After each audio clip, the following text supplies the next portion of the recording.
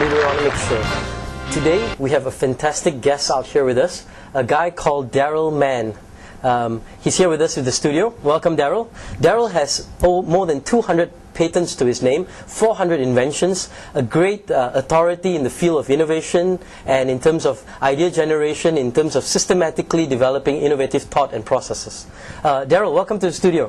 Thanks very much. It's great to be here. What brings you to Malaysia? Well, it's almost feeling like my home from home these days, but the simple answer is, A, we've got an office here in town. So we develop software tools, and we've been doing that here for a while. But I guess the main reason for this particular trip is we've got a number of clients that we're working with. So we're running workshops and we're helping companies to solve some problems. Right. What kind of workshops are they? We're teaching people how to use the tools that we've developed. Okay. So it's and these are tools related to innovation? Yeah, so pretty much everything we do is related to innovation. So companies call us in and say, we've heard about this word innovation and we need to do something about it. And so we're teaching them what we've learned. Okay. And how did you get into this whole innovation space? It's weird. I've always been, I guess, interested in creativity. So when I was a small child, for example, the games that my parents would buy for me were never good enough, so I'd always try and reinvent them. So Monopoly wasn't good enough, so you'd invent Monopoly 2.0 and inventing new things. And you invented them so you could win, right? Probably, yeah. Thinking back on it, that's probably the reason, really, yeah. Okay, and so you started on very early, just on the innovative thought. And then how did you get, started in actually getting into this whole space? I'm sure some of the viewers will have heard of Edward de Bono. I think I read my first Edward de Bono book when I was about 11 years old, I think. So right from that moment, it was, this sounds like the right thing to be doing. I've always had a very low boredom threshold, so this was a way of always creating something new and something interesting. Okay. And so what was your first innovation? I don't know about first. I think the first real patent was when I was at Rolls-Royce. So I joined Rolls-Royce straight from school, actually. And was always working in research in the company. Okay. And just one of those things where you could see here's the way that things were normally done, and said, why don't we do it this way? And that's where the invention came from, just rethinking a problem that everybody had seen it in one direction for the last 20 years. Right. And what specifically was this thing? A lot of my work was done on the military side, so it's difficult to talk about a lot of it, but a big theme was always helicopter engines, so it was the aerospace side of Rolls-Royce, and one of the first inventions was all about if you ever see pictures of helicopters flying in the desert, then the sound that gets into the engine is very damaging, so then it will kill the engine very quickly, and so you need to find a way of protecting the engine as best you can. So the first engine was in that area, so that system that you can see on the screen right now, that's one of those aircraft that we've invented a new system for. Okay. You know, one of the things that people always describe about innovation is that innovators always fail initially. Thomas Edison, probably best exemplified it with his constant failure of the electric bulb. What are your thoughts on that? Yeah, I think everybody has got in mind that idea of, as Edison said, innovation is 1% inspiration, 99% perspiration. And I think in historical times that was fine. I think the problem today is in a global economy where there's a race to innovation.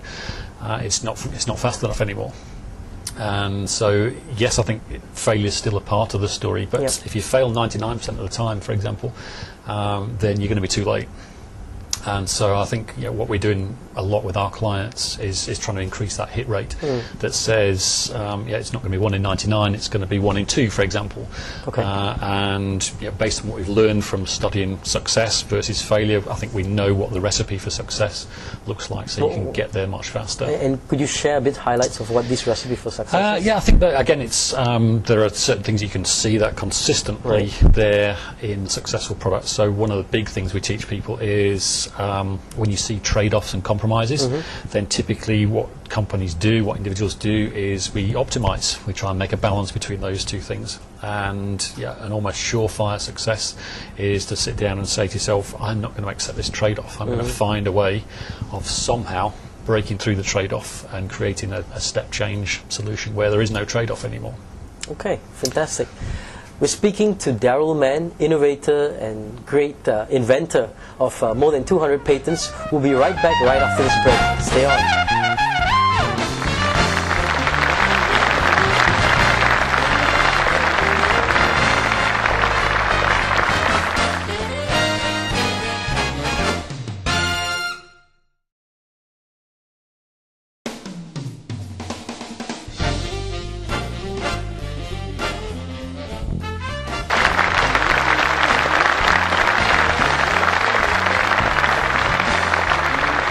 welcome back to the Leaderonomics show. I'm with Darrell Mann. Welcome back, Darrell. Always good to have you here at our studios. We were talking just now about innovation and specifically how companies, specifically in the realm of companies. Let's talk about the individual. If I want to become an innovator, or if I want to be an inventor, what do I do? What are the steps I need to take? Yeah, I always try and keep in mind a 3 Ps kind of thing, which is, first thing is you've got to have a passion for it. If that passion's not there, then frankly you're better off doing something else. I think the second thing then is practice. You're not going to succeed every time, but go and find good problems to go and solve. Okay, so practice really is problem solving. Yeah, and on workshops, I'll get people to bring along any problem they like, and getting people into the mindset of going to find good problems and then just working through the strategies and tools to come out with solutions. And the third P then is related to practice, but it's all about persistence. Really the part that says, after I've had the idea, now I've got all the hard work to do. So now I've got to do something to transition this thing from the idea to the practical reality. Great. Passion, practice, and persistence. Fantastic. So if you as you start looking at in all your travels, especially here in Southeast Asia, what do you think are some of the challenges companies face in regards to making innovation a way of life out here?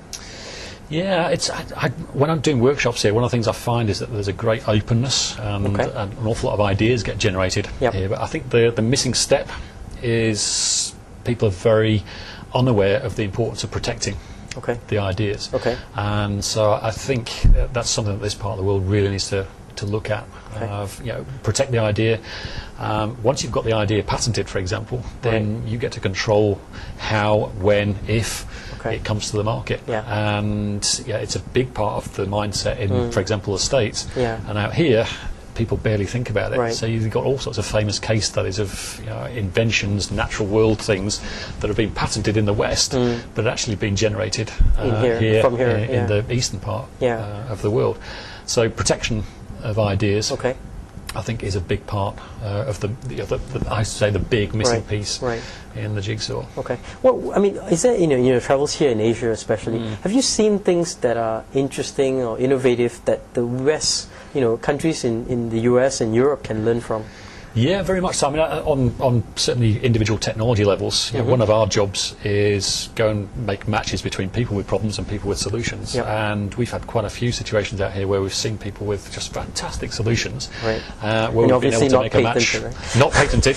I mean, we've tried to help them say, okay, look, protect the idea, and then look, here's a customer over in the West for this particular solution. So I think, I say on the individual level, there's lots of great stuff here. At the company level, I think some companies are beginning to get the message now of we are moving into this continuous innovation world, and we need to rethink how we do business in many ways, and look for those step change improvements. Fantastic. Well, Darren, thanks a lot for being here with us in our studios. Darrell Mann here with us at the Leaderonomics show. Let's give him a round of applause, everyone.